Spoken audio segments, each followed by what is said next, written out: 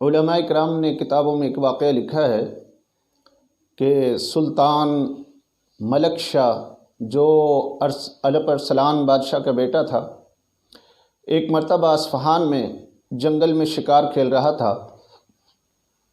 ایک گاؤں کے قریب اس کا قیام ہوا، اس نے پڑاؤ ڈالا، لشکر بھی اس کا ساتھ تھا، اور غریب ہی ایک گاؤں، وہاں ایک غریب بیوہ عورت رہتی تھی، اور اس کے پاس اس کے 3 بچوں کے گزارے کے لیے صرف وہ گائے کا دودھ ذریعہ تھا، اور اسی پر وہ گزارا کرتی تھی۔ بادشاہ کے لشکریوں نے اس غریب بیوہ عورت کی گائے کو پکڑا، ذبح کر لیا اور اس کو پکا کر بھون کر کھا گئے۔ اب وہ بڑھیا، وہ غریب عورت بیوہ جو تھی، وہ بیچاری بہت پریشان ہوئی کہ میرا تو بچوں کا واحد ذریعہ یہی تھا، اس کا دودھ بیچ کر میں گزارا کرتی تھی اپنے بچوں کا۔ لوگ بھی اس کے پاس آئے، اس نے کہا کیا کریں؟ تو کسی نے اسے مشورہ دیا کہ صبح یہ بادشاہ اس نہر کے پل کے اوپر سے گزر کر شکار کھیلنے جائے گا، تو راستے میں جا کر اس پل کے اوپر کھڑی ہو جا اور اس کا راستہ روک کر اس کے سامنے اپنی فریاد کر۔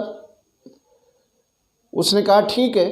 صبح کے وقت وہ غریب بیوہ عورت وہاں نہر کے پل کے اوپر جا کر کھڑی ہو گئی۔ کچھ دیر کے بعد بادشاہ کا لشکر آیا، وہ بادشاہ گھوڑے کے اوپر سوار تھا۔ جب وہاں پہنچا تو اس غریب بیوہ عورت نے ہمت سے، جرأت سے کام لے کر اس کا راستہ روکا اور اس سے کہا اے الپ ارسلان کے بیٹے، اے بادشاہ، مجھے یہ بتا کہ تم میرا انصاف اس نہر کے پل پر کرے گا یا پل صراط پر؟ جگہ کا انتخاب تو کر لے کہ تو نے کہاں انصاف کرنا ہے، کہاں میرا حساب کتاب کرنا ہے، کہاں جواب دینا ہے۔ اب اس عورت کے اس سوال پر، جو بہت عجیب سوال تھا، بہت حیران کر دینے والا سوال تھا، وہ بادشاہ کے چہرے پر خاص اثر ہوا۔ گھوڑے سے اتر کر اس غریب بیوہ عورت کے پاس آیا اور اس سے کہنے لگا کہ پل صراط پر انصاف کرنے کی یا پل صراط پر حساب دینے کی میرے اندر طاقت نہیں۔ اسی نہر کے پل کے اوپر تو مجھ سے انصاف لے لے، بتا تیرے ساتھ کیا ظلم ہوا ہے، کیا زیادتی ہوئی ہے، کس نے کی ہے، کیا ہوا ہے، میں تیرا انصاف یہیں کروں گا۔ اس پل صراط پر میری طاقت نہیں ہے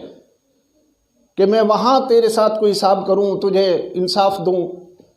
بتا کیا بات ہے۔ تو اس غریب عورت نے کہا کہ میں ایک غریب عورت ہوں، 3 بچے ہیں، میرے پاس صرف ایک گائے تھی، اس کا دودھ میرے بچوں کا ذریعہ تھا، اس کو بیچ کر گزارا کرتی تھی، لیکن تیرے لشکر والوں نے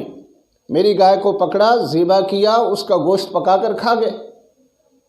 تو اب بتا مجھے یہاں حساب دینا ہے یا پل صراط پر؟ بادشاہ بہت پریشان ہوا، اس نے اپنے لشکر والوں کی اس حرکت پر افسوس بھی کیا اور اس کو 70 گائیں اس بادشاہ نے اس غریب بیوہ عورت کو دیں، اور اس کے علاوہ بھی اسے بہت کچھ دیا، وہ مال و مال کر دیا اسے دولت سے، اور اس سے کہا کہ دیکھ تیرے ساتھ زیادتی ہوئی، میں نے اپنی ہمت کے مطابق تجھے اس کا انصاف دیا ہے، اب مجھے یہی معاف کر دے، کل قیامت کے دن پل صراط پر میرا گریبان نہ پکڑنا۔ تو اس نے یہ یہاں یا وہاں، اب یہ بات ہمارے سوچنے والی ہے میرے بھائیوں، کہ اگر کسی نے کسی کا حق دبایا ہوا ہے، اگر کسی نے کسی کے ساتھ زیادتی کی ہوئی ہے، کسی کے ساتھ کوئی ظلم ہوا پڑا ہے، تو ہم یہاں اکثر یہ کہتے ہیں، سوچتے ہیں کہ یار دیکھا جائے گا آگے جو ہوگا۔ میرے بھائی یہ بات نہیں ہے، ایک جگہ پر انصاف دینا پڑے گا، حساب دینا پڑے گا۔ جو زیادتی کی ہے، جو کسی کا حق دبایا ہے، اس کو اس کا حق لوٹانا پڑے گا، اس کا بدلہ دینا پڑے گا، یہاں یا وہاں،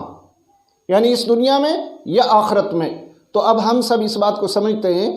کہ آخرت میں تو بھائی ہماری طاقت کس کی ہے جو